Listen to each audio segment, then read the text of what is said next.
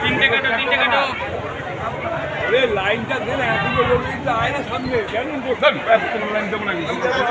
আমি পারবো দিল্লি রাতে দেবো আমি বুঝবো এখানে বলতে পারো আমি এটা কাউকে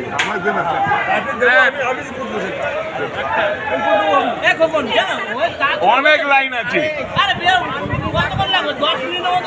সারা দিন যা খেটে বলছে সেই লোকটা আমি দেখবো না সারা দিন পড়ে আছে খেটে বলছে